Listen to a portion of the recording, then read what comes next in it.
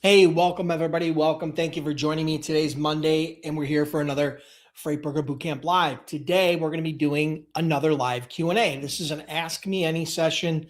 So if you're just considering become a freight broker or freight agent, or you're new to the business, or you're looking to scale, or you're looking for sales and sales help, or whatever you're looking for, my goal, my job is to try to help answer those questions that are on your mind and to get you moving in the right direction. Okay. So that's what we're here today for. Again, my name is Dennis Brown. Been very fortunate, been blessed, been an entrepreneur for way too long, over 30 years, built 4 different multi-million-dollar companies in 4 different industries and been very, very blessed, grew a freight brokerage and did over $200 million as a freight broker. I'm also the owner of freightbrokerbootcamp.com, which is the most cost-effective and comprehensive online freight broker and freight agent training program. So I had over 10,000 students. If you guys are looking for more information on that, go to freightbrokerbootcamp.com. So thank you for joining me. Thank you for being here. Appreciate it. Today is going to, again, be another live Q&A. If you're catching me on replay, hit me in the comments with hashtag replay as we get a bunch of people live. And the rest of you that are coming on live, hit me up with your name and the city and state in the comments, and I'm going to do some quick shout outs before we jump into the Q&A. Hold your questions until after I say go so that we don't miss them in the feed. I'm streaming this on YouTube, Facebook, and I believe LinkedIn. So yeah, thank you again for being here. Hit me up in the comments with the city and state you're logging in from, and I will do some shout outs, and then we'll jump into Q&A. I'm going to try to do about 30 minutes of Q&A, so there should be plenty of time to get your questions in. So the ball's in your court, guys. What do we got? Who's ready to rock and roll? I was actually excited when I was setting up the live today because in my office, I have a door, it's a glass door, and there was so much sun coming in from outside that I had to cover the door with a sheet. So that's a good sign, okay? When the sun is out and it's starting to warm up here in Buffalo, it's March, we're still going to get some cold, but it's getting warmer. The Arctic freeze is starting to thaw. And so everybody's coming out from their hibernation. And I'll probably take the dogs for a walk today. But in any event, for now, thank you so much. Michael from Florida, Corey from Billings, Montana, as usual. Who else we got here? Maybe we'll have a small group today. That'll be fine. A lot of people will catch us on replay. And Jim Brown from Atlanta, Ronnie from Mexico City. Awesome. Rosa, let me get these glasses on. As you guys know, I've been transitioning to these reading glasses because the font is so small, it makes me feel blind. Rosa from Dumas, Texas. Clary Trucking, Lone Rock, Wisconsin. Oh, Clary Trucking, Lone Rock, Wisconsin. Okay. Craig from Chino, California. So we got people coming in from all over the place. I love it. We got California, we got Wisconsin, we got Texas, we got Mexico City, we got Montana. And now we have Jasmeet from Sacramento, California. So we got people coming in from all over. Thank you for being here. I know sometimes it's hard to break away in the middle of a day on Monday. But again, if you can't catch us live, and you can always catch it on replay, make sure that if you're catching this on YouTube, that you follow and click all notifications, so you get notified whenever I go live in case you forget. You can also do that on my LinkedIn profile if you follow and then click all notifications. So you'll get notified when new content comes out. I put a lot of content out on LinkedIn. I put quite a bit of content out these days on YouTube, and even, believe it or not, quite a bit on TikTok. So if you guys are on there, you can check that out as well. Just search Freight Broker Bootcamp or Ask Dennis Brown. Okay. What else we got? We got Freight Hustler from Richmond, Virginia. We got Latoya from North Carolina. So we got quite a few people. I'm glad you guys are here. Thank you for joining. I'm sure there'll be a few more people that'll join as we go along. Let's get this show on the road. If you guys have questions, hit me up in the comments now. Feel free, whatever those questions are, whether that be about becoming a freight broker, becoming a freight agent or freight broker startup questions or issues, how to get shippers, the sales component of building a successful freight brokerage, scaling your freight brokerage with more like a W-2 call center model, or scaling your brokerage with an agent model, rating, carrier relationships, anything and everything in between. Feel free to asked the question. I will do my absolute best to answer that question. Believe it or not, I don't know everything. So if I don't know the answer, which does happen occasionally, I will try to point you in the right direction. And hope that works for you. So what do we got? All right, cool. TJ Hines broke the ice for us. What company size should we target? I find a lot of smaller companies, 1 to 10 employees, only deliver local on small operations. And are the opportunities more fruitful outbound or inbound? Okay, cool. Good question. Thank you, TJ. So freight brokers, depending upon where you are in your life cycle, right? Particularly if you're a startup, I'm going to focus in on if you're a startup or early stage. My belief, you should be focusing on small to medium-sized companies. But let me help you define that in terms that maybe will give you a little bit more color and, texture to it, okay?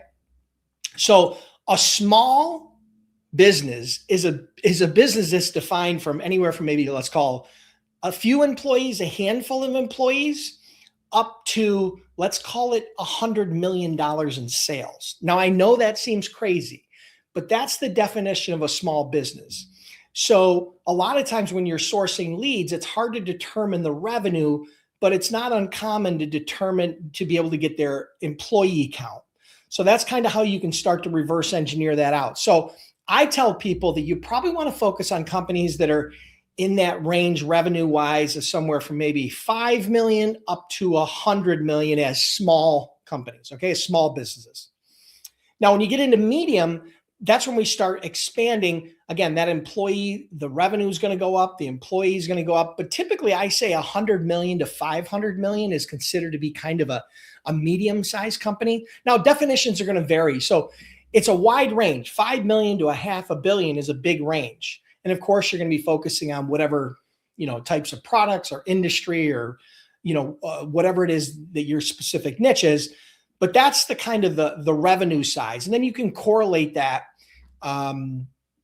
sales wise. And I think for manufacturing, I think the kind of the baseline is think of the number of employees as like $100,000 per employee for manufacturing. I think that's the number that they tend to use a baseline. So if you're looking for, I'm not very good at math, so let me pull out the trusty calculator. If you're looking for $100 million, let me get rid of this. $100 million in revenue divided by 100,000, that would be about 1,000 employees. Okay. If that's the baseline, right? So that's probably pretty realistic, right? If you're doing 100 million in revenue in manufacturing, then that's probably very realistic. Okay. You probably have 1,000 employees. So that's a little bit about the company size. And that's where I would focus, small to medium-sized companies. The challenge is what's too small, right? If a company's doing $1 million in revenue, there's probably not a lot of freight spend. But they're still spending money on freight, but there might not be a whole lot to go around, right? So it makes it a little bit more difficult. Although they're also not going to have as much competition when brokers are calling on them because there's not as much volume, okay? So the second part of your question was, what's more fruitful, outbound or inbound? That's an impossible equation. That's an impossible answer because it depends upon who's controls the freight, right? It's not always the manufacturer who controls the freight. A lot of times they do, a lot of times they don't. There's FOB origin and then FOB destination. It really depends on where the buyer, let's call it the buyer or the receiver, is in that equation. So sometimes the receiver is not the manufacturer and they control the freight. Sometimes the manufacturer does control the freight and they have, they're responsible for delivery all the way through to their client. So I can't really answer that question. I would tell you that historically speaking, I think when you're talking to manufacturers, there are more manufacturers. If I had to guesstimate, and I'm not giving you stats, but I think that more manufacturers control the freight. And so therefore there would be a little bit more outbound, but I wouldn't base any strategic decisions on that because ultimately it's probably pretty close and you wouldn't want to miss on either or. So hope that helps, TJ. Tried to give you a little bit of breakdown on that. So thank you. Good question. Thanks for kicking it off. Mina asks, do I need to work as a freight agent before I start the paperwork? Do I need to work as an agent before I start the paperwork? Well, I'm not sure what you mean by paperwork. If you're saying, do you need to become an agent before you become a licensed broker? The answer is no. Okay. So you don't need to be an agent before you get your license as a freight broker. But here's the thing, you got to understand something. You can become an agent without ever getting your freight broker authority or your freight broker bond. All you would do is work under a licensed freight broker and you'd be getting straight commission. You wouldn't be an employee. You'd be getting 50 to 70% of the profit on any of the loads that you originate. So if you brought on a shipper, you moved a load, shipper's going to pay you $1,000. You pay the carrier $800. There's $200 in margin. You as the agent would get somewhere between $100 and $140 in commission on that one individual load. So you can see how that would add up pretty quickly, right? 1 or 2 or 3 of those a day, 5 or 10 of those a week. And all of a sudden you're making $1,000 to $2,000 a week in commission as an agent. Okay. So you don't need to be a broker to start moving freight as a freight agent. Okay. And you don't need to be a freight agent to get your freight broker authority if that's what you choose to do. Okay. Hope that helps. If you got a follow up, let me know, Mina. Jim Brown, I ran into an issue. My DOT number was set up as a freight forwarder. I'm going through the correction process now. Okay. What's your question? Let me know if you got a question associated with that. Robin asks, starting out as a new career as a freight agent, should I just call around to see who's hiring? Okay, Robin. So good question. Thanks for asking. So if you're switching careers into the freight agent business, okay, the first thing you need to do, depending upon your background, is you need to get some basic training. Okay. Some basic training on what exactly a freight agent does day to day. Part of that is sales oriented. Part of that is operationally oriented, right? So that's really the focal point, right? The sales is getting clients, communicating with customers, and the operations side is much more, on the truck side and the dispatching side and that component, right? So the first thing you want to understand is get a little bit of training as a freight agent. There are tons of training programs online.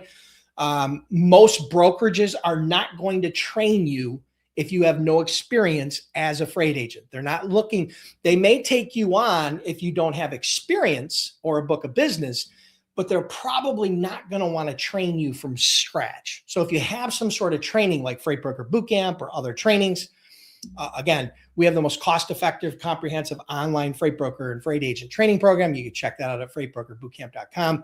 Plus, we offer a 60-day, 100% unconditional money-back guarantee, trained over 10,000 students. So we're the most well-known freight broker training brand in the world. Okay. So you can always check that out. Now, if you get to that point where you're beyond the training and you're looking for a brokerage to work with, what I'm going to tell you is this: focus on small to medium-sized brokerages. Smaller, the better, to be honest with you. As long as they've been in business for a year or 2 or 3, and they've been able to build up their credit, and they've got some processes in place, and they've got a real business, at that point, those companies, and most of those companies, are looking to scale. And one of the best ways to scale for a small business is with the agent model. And the reason being is because they don't have to pay salary. They don't have to pay benefits. They don't have to pay health insurance. They don't have to pay for a big office, right?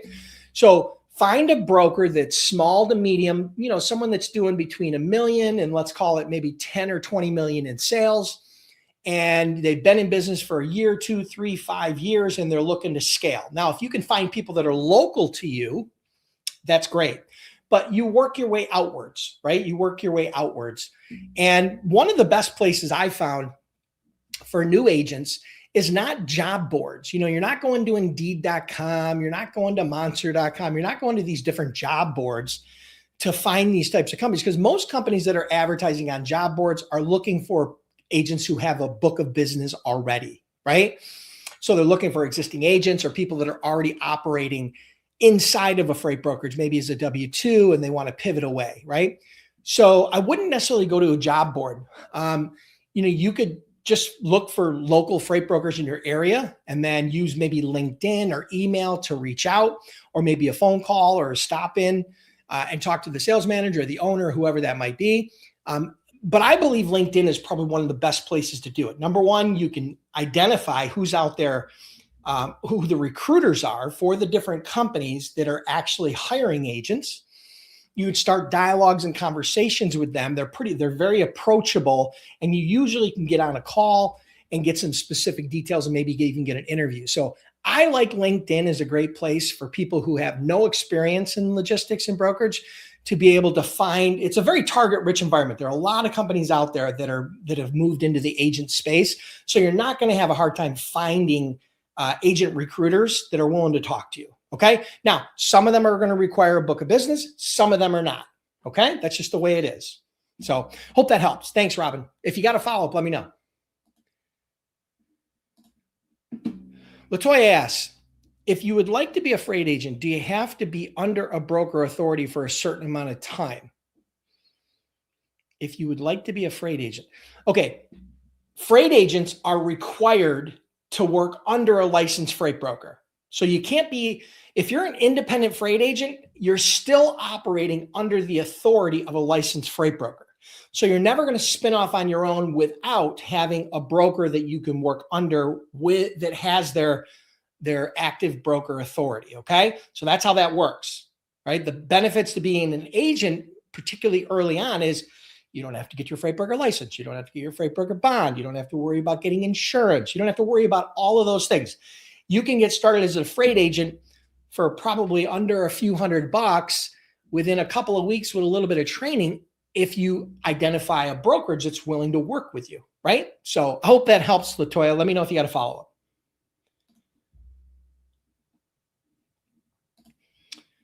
Jim Brown, when it comes to finding companies, I was already reaching Apollo and like how it pulls all the data. Do you recommend platforms like Apollo? One seems to spend a lot of time using our BFF Google a lot. Yeah, I'm a big fan of Apollo. Okay. And the reason why I'm a big fan of Apollo is, number one, you can access the majority of that data for free with no credit card. So I'm going to do a favor for you guys right now. I'm going to share a link with you, freightbrokerbootcamp.com/free leads. You can go to Apollo using that link. You can sign up for free with no credit card.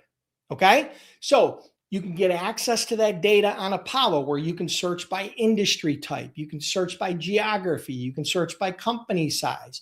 You can search by, job title, like shipping manager or warehouse manager. You have access to all that. And it's going to pull up the names of all the people in those organizations. Plus you can get the corporate phone number and the website directly from Apollo. So all that data is there. Now, if you want enhanced data, like you want somebody's specific email address, or you're looking for maybe the shipping manager's mobile number or something like that, well, then there are upgraded services where you can pay for those additional services. But you could use that. You could use Apollo with never upgrading your data and still have a ton of data and access and build an entire lead list of whatever your freight broker niche is for free. Okay. So if you guys want to get on that, check it out, freightbrokerbootcamp.com/free leads. Hope that helps you. Let me find where I was here. I lost myself. Okay. Okay, what do we get for the $389? Okay, so I'm assuming you're referring to the Freight Broker Bootcamp Platinum program. Okay, so if you're looking for training on Freight Broker Bootcamp, here's how it works. Freight Broker Bootcamp is the most cost-effective, comprehensive online freight broker, freight agent training program. Okay, well known since 2009. Okay, so we're going on 20 years here. Okay. So that program includes everything that I was looking for when I first got started as a freight broker that was very difficult to find online. And I had to hire a consultant and pay him over $10,000 to fly to Buffalo and spend a week with me. You get access to all that information, all the training, all the contracts, all the templates, everything. And you get lifetime access. Not only lifetime access to the training, but you get lifetime support, meaning the questions you have month one versus the questions you're going to have year two are going to be totally different, but we continue to support you throughout your journey. Okay. So yeah, that's what it gets you. It gets all the online training. It gets you all the templates. It gets you all the bonuses. Plus you get lifetime access, lifetime support.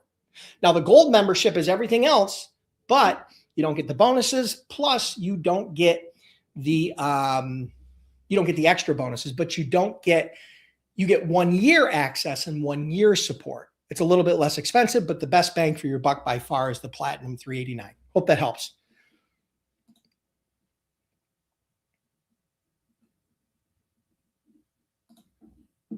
Can I get my freight broker authority if I have a felony? Yes, it does not preclude you. The DOT FMCSA does not preclude you from getting your freight broker authority if you have a felony. It's not an automatic dismissal. They treat each one of those cases individually. I can't tell you based upon what your past history is, whether they would approve you or not, but it's not an automatic disqualification. I know students, and I know people that I've heard of, third party that have gotten their freight broker authority that have had criminal convictions in the past for whatever those reasons were. But again, I can't guarantee any of that, but I know for a fact it is not an automatic dismissal.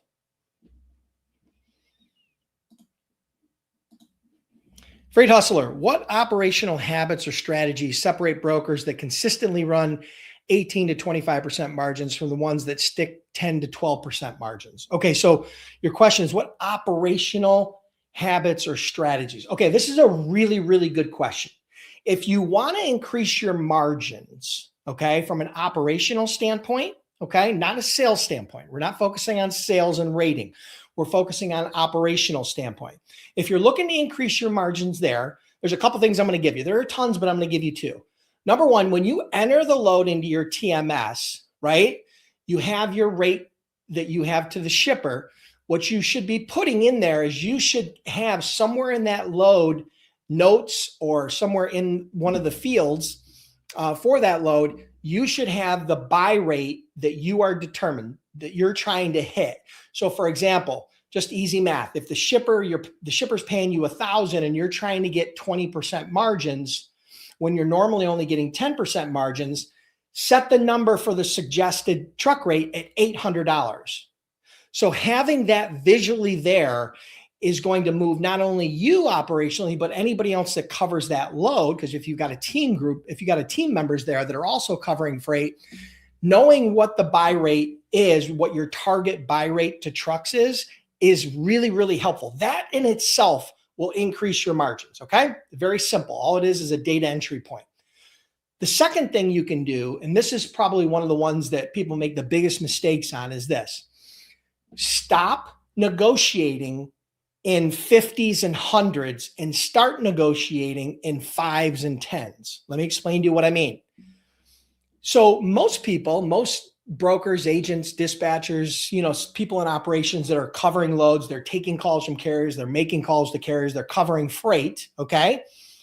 Most of them have a bad habit of when there's any sort of pushback on the rate, they concede in 50s and 100s. So what I mean by that is, Freight Hustler, you call me in as a carrier, you're looking for a load, I tell you 1,000, you tell me 1,200, and rather than me going up to 1,010, right? A lot of the brokers will automatically go up to 1,100. And so what happens is you're giving away too much margin. You need to focus on smaller incremental negotiations. So if you start at 1,000, they come in at 1,200, you tell them, you work up from 1010, you don't automatically go to 1050 or 1,100. Does that make sense? So in every instance, when you're dealing with carriers and dispatchers as a broker, negotiate in smaller increments. All right. Don't negotiate away $50 and $100 bills on a whim. You may have to concede to $50 over time, but ultimately, if you've rated the shipment properly, you should be able to negotiate in 5s and 10s, not 50s and 100s. Those are two tips that I think will help. Good question. Thank you. Second question from Freight Hustler. If you're starting a brokerage from zero today, what freight niche would you target first and why? Okay, so I'm not going to give you an exact niche because I don't know what that niche would be. But here's what I can tell you. I'm going to give you a bit of a framework. Now, you have to understand. So if I was starting brokerage from zero today, that means no experience. I'm going to assume that means no experience, okay? No customers, no experience. That's what I'm going to base it on.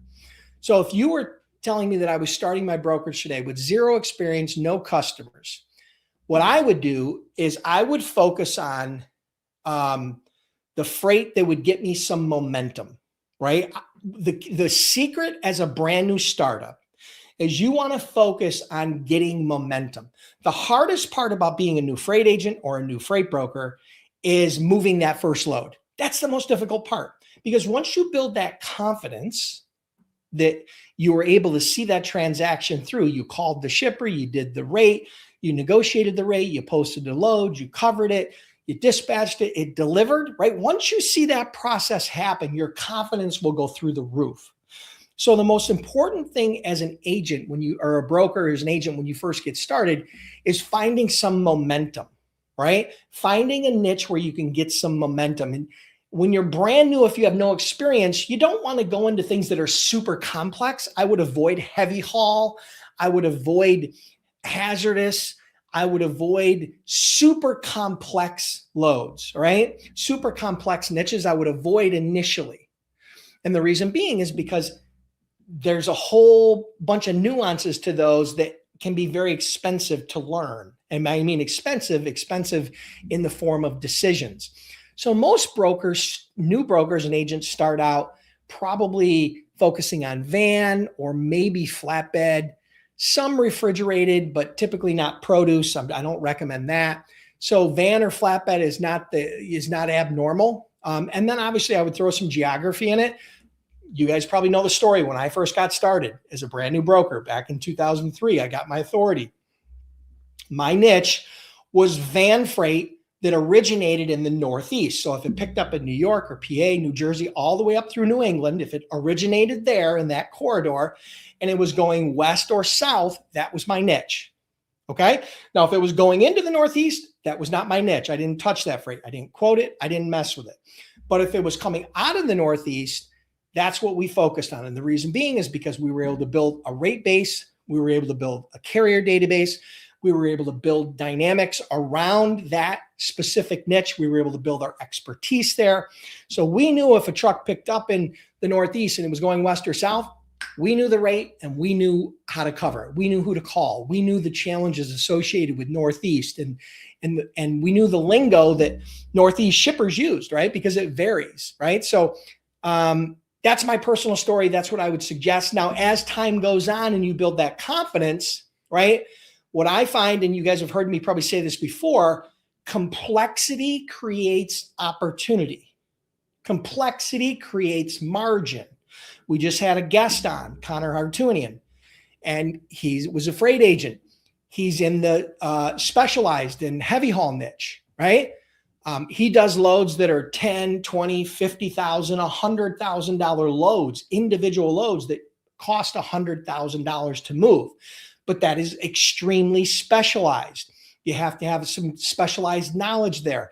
It takes a little bit longer to learn it, right? As opposed to a one pick, one drop van load, right? Or a one pick, one drop flatbed or reefer load. So I hope that helps. If you got a follow-up, let me know. Robin, awesome. You're amazing. Feel free to reach out to our support. I think you're really going to enjoy it. If you have any problems, just let us know.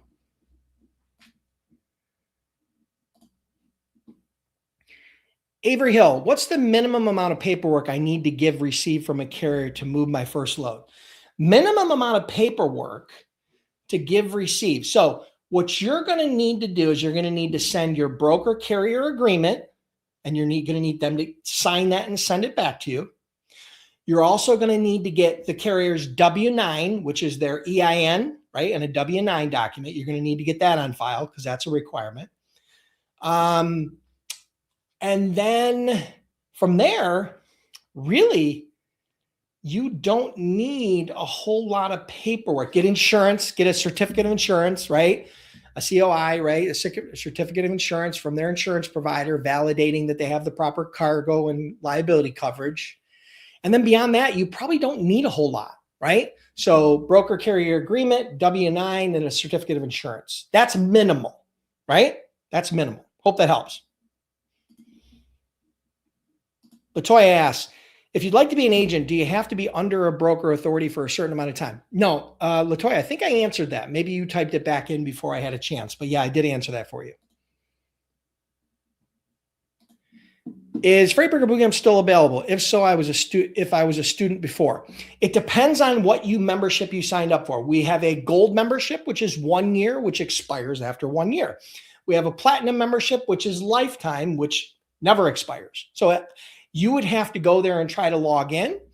And if it didn't let you log in, then chances are that it's expired. If it did, then you have lifetime access. But yeah, I have students that had lifetime access from years and years and years ago that still log in, still ask questions. We still support them.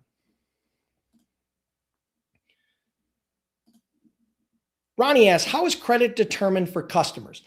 Typically 1 of 2 ways. If you're working with a factoring company, the factoring company will run the credit because typically the risk is on them, right? So they've got some risk in that and they've got all the tools. But if you're not using a factoring company or you want to run your own credit, which is probably a good practice to get into, you're probably going to use services like Dun & Bradstreet or Ansonia, right? Those are a couple. There are others out there, but those are credit programs that will give you data related to how long the company's been in business and how well they pay their vendors. They have a history of how well they pay their vendors. Some of those tools are going to even give you recommended credit rating. They're going to give you a credit rating. They'll give you maybe even some, depending upon the products or services that you're getting, they'll give you a recommended credit line. So there's different versions of those, but yeah, you're going to use either something like Dun & Bradstreet or you're going to use something like Ansonia. There are others out there, but you're going to run a credit report on them. Just like if you were to get a car loan or a mortgage, a credit reporting company runs that on you personally. There are business credit reporting agencies, and that's what you would use. Robert asks, what are some solid qualities to look for when searching for a new broker agent? All right, so if you're a broker and you're looking for agents, solid qualities. Let me give you a few. Let me give you a few solid qualities. All right, somebody who is a self-motivator. They don't need you to call them every day and to give them an inspirational speech every week to get them to take action. So self-motivated, that would be one of the biggest, right? Someone who's not highly emotional. Someone who's very level-headed, right? Being level-headed and being able to handle adversity and being able to adapt to change is very important as a freight broker or an agent. So adaptable, level-headed, right? That's another one. If you can find people who have sales experience or sales skills or are well-spoken, right? Which would be a communications component if they don't have that. So sales skills or strong communications abilities, people that, let's see, what else? Those are a few really good ones. I mean, there are tons of others, but those are really good ones. If you focus in on those, obviously people who have strong integrity is very important because they're working independently. And there's a lot of trust that brokers put in agents. So integrity is always an important one. So those are probably a few.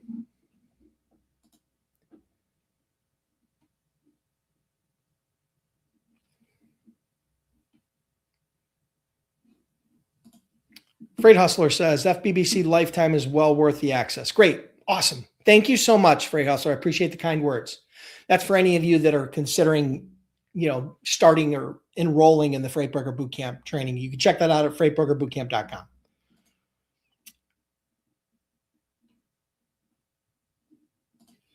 Okay. How to stop double brokering. Okay. So here's the thing. Double brokering has been around for decades. Okay. There was double brokering when I was around when I first started back in 2003. It's more prevalent now, right? But technology is also better now. Data is better now, right? So there's a lot of benefits. So how to stop double brokering? The way to stop double brokering is to slow down. Okay. Everybody gets in a big hurry when it comes to covering a load and vetting a new carrier. You need to slow things down. You need to pay attention to detail. You need to listen to your gut. If the hair goes up on the back of your neck or something doesn't quite seem right, double, triple, quadruple check it. That is probably the best advice I can give you about avoiding double brokering, because double brokering happens the majority of the time when people get in a hurry and they ignore the red flags. So you want to make sure that if there's any question, like say, for example, the number on the FMCSA SAFER, right, report, if the phone number that's on there is different than the phone number they're calling you from, that's a red flag. Now, it doesn't mean that they're not a legitimate carrier. It just means slow down and double check. You might want to call that main number and verify that this person is authorized. Okay, verify that they're a part of the company, right? If the phone number or address on the broker carrier agreement doesn't match the phone number or address on the FMCSA, slow down. That's a red flag. Okay. If they change truck numbers or they change driver names last minute, slow down. That's a red flag. Now, it doesn't mean that they're a bad carrier. It just means that you need to slow down, right? So that's the key, right? You have to pay attention to your gut. You have to follow the basic process. The last piece of advice I'm going to give you is have a process, have a simple but consistent and thorough vetting process. Step 1, step 2, step 3, step 4. Wash, rinse, repeat. Don't skip a step. If there's a red flag, you need to pay attention. You need to double and triple check it. That's my best piece of advice for avoiding double brokering.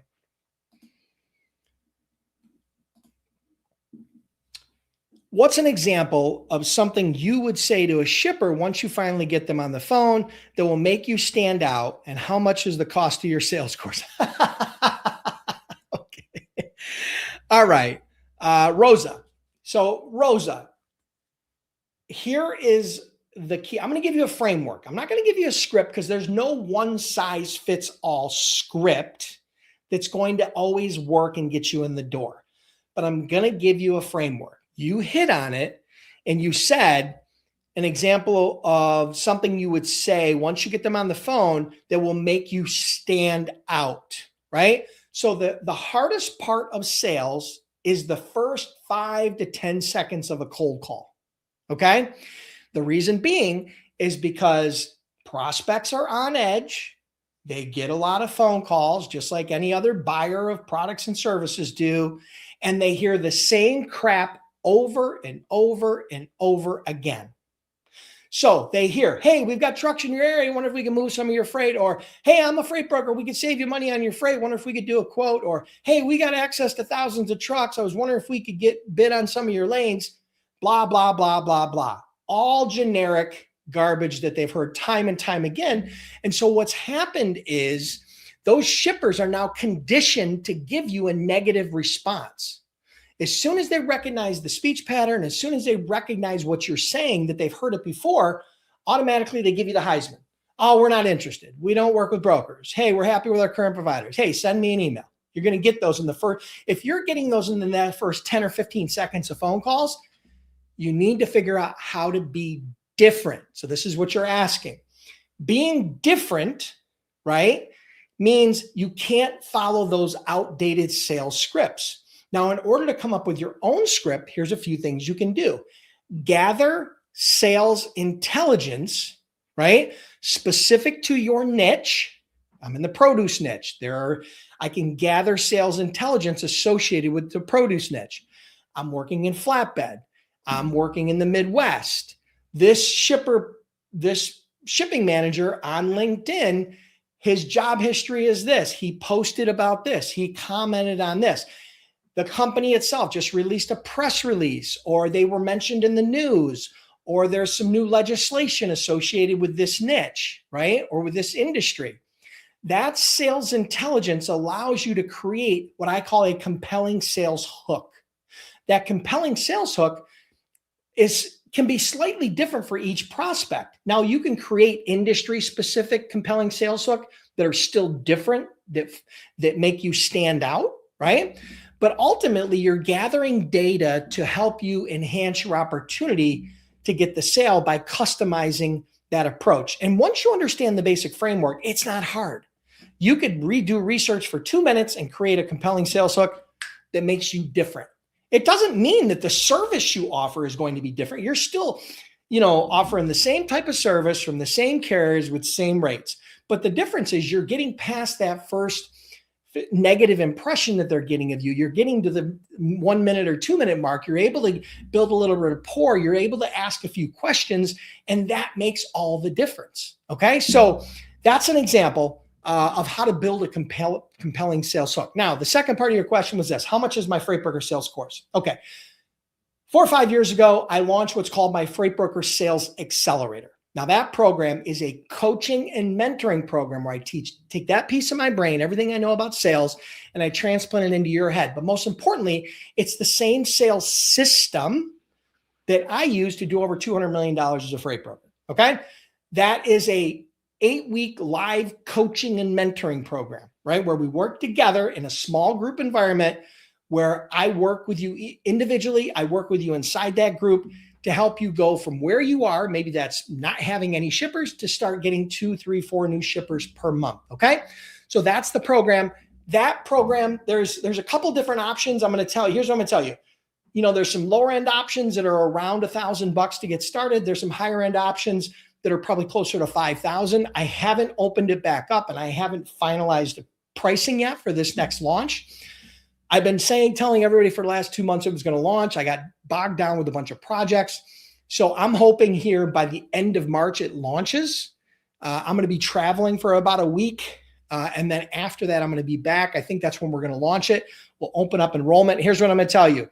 My best piece of advice: if you're not already on the wait list, costs you nothing to get on the wait list. Go to freightbrokerbootcamp.com/waitlist.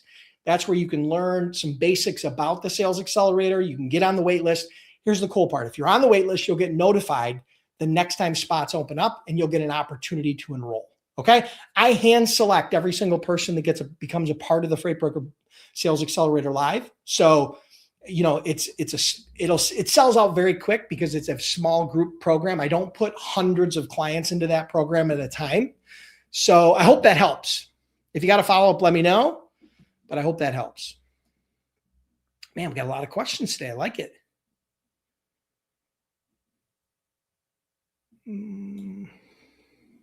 Okay.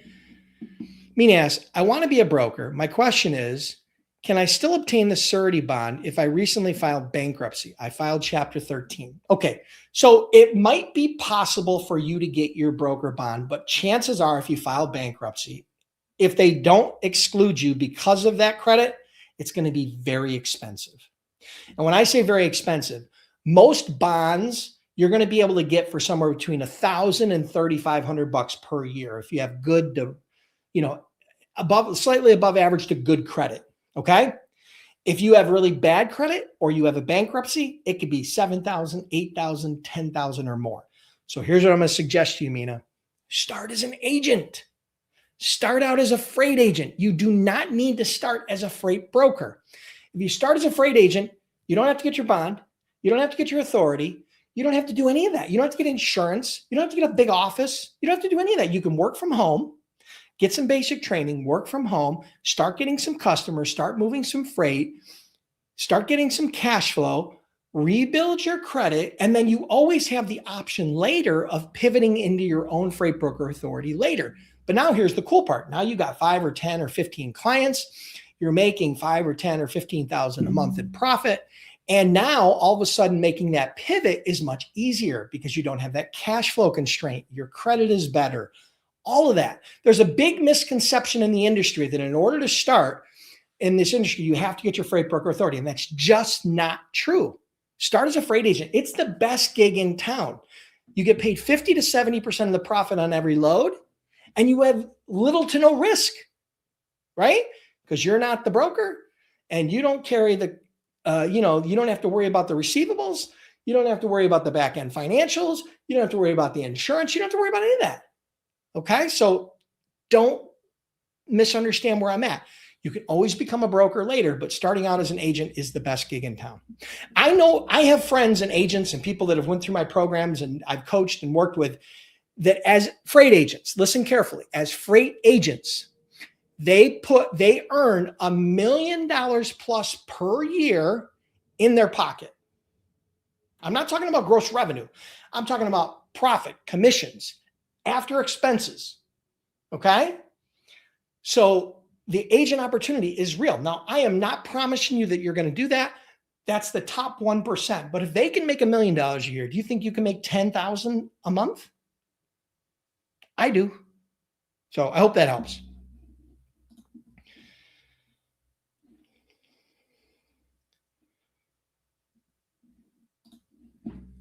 Does going to business events work to get customers? Yeah, it can for sure.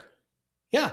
So if you can find events that focus in on your niche, focus in on a specific industry, right?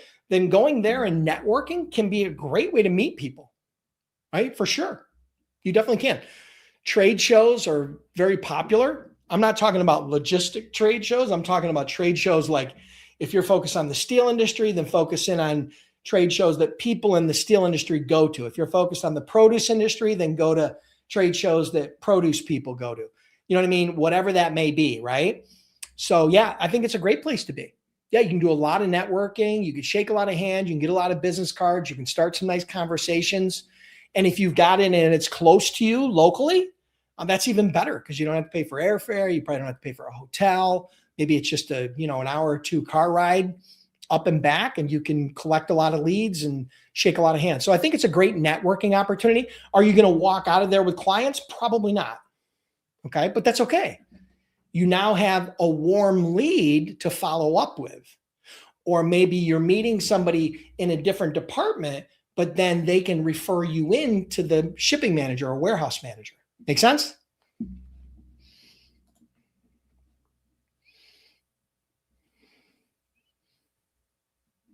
Good question, Marcus. I like this one.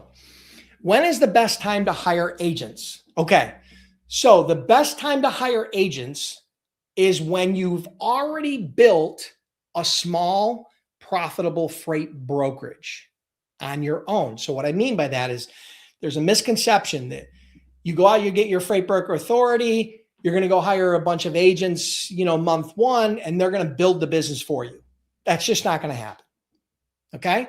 What you need to do as a newly licensed freight broker is you need to identify your niche. You need to build a list of prospects. You need to reach out to those prospects. You need to start getting some customers and start moving some loads, go through the billing process, go through the payment process, build your systems, build your customer base, and build a profitable business. That's step one. After step one, you can create a product out of that business, how you can support and help freight agents because you've done it for yourself. Now you can help them do it as a way to not only help them scale, but you to scale. So the answer to that question is after you've built a small profitable freight brokerage, once you've built up your credit and you understand the processes and you've documented them and they're well established, that's probably the best time to start looking at the agent model if you're serious about moving down that road. Hope that helps. Rosa's got another question, and this might be the last one. I was speaking with a carrier, and they said a broker asked them to be added to their insurance as a certificate holder. What is that for? All that means is this. If the carrier's insurance changes, if you're a certificate holder, meaning the insurance company has you registered as a certificate holder on that policy, it doesn't mean you're covered by that policy. It just means that if anything changes with that policy, like anything, it gets canceled, it gets renewed, it gets the coverage changes. If anything changes with that carrier's policy, you'll be notified. You'll get a letter from the insurance company letting you know that something changed. So that's a really, that used to happen all the time before they have a lot of the online services that already do that. But yeah, that's what happens. If you're a certificate holder on someone's insurance, you'll get notified of any changes. All right, guys, listen, Kathy, I already answered that question. You can go back through the replay. I answered that question a couple times today. That's going to wrap it up for today. Listen, I want to thank you guys for being here. I told you I was only going to be 30 minutes. We've been on here for 50. So thank you so much for being here. Really, really appreciate it. If you guys do have additional questions, feel free to type them into the chat box. I usually come back in and maybe over the course of the next week or so, I'll try to reply through the thread. But truly appreciate you guys being here. There, listen, one thing before we go. If you we had a lot of questions about sales today. Okay. So I'm going to reiterate this.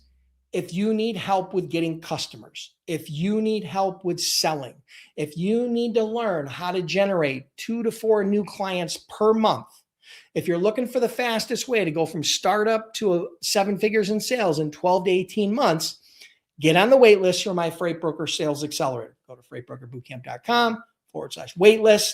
It's free to sign up on the wait list. It's not free to join the program. You'll be notified when spots open up. I'm truly hoping and believe that I will have it open up by the end of March. So if you get on now, you'll get notified with a link with all the details. And if the timing is right for you and you're a good fit for the program, we'll be working together in April. Okay. So have an awesome day. Have an awesome week. Get on the wait list. If you're just looking to get, now again, this is for people that are already brokers, already agents, or on that step of becoming that. They've already went through the basic training. That's the Sales Accelerator. Now, if you're brand new and you're just looking for step 1 training on foundational basic freight broker, freight agent training, how to become a freight broker, how to become a freight agent, go to freightbrokerbootcamp.com. You can enroll today. You can get instant access to that program. It's very inexpensive. And again, we offer a 60-day, 100% unconditional money back guarantee on anybody that joins that Freight Broker Bootcamp program. Okay. Have an awesome day. Have an awesome week. We'll see you next week on the next Freight Broker Bootcamp Live. Thanks all.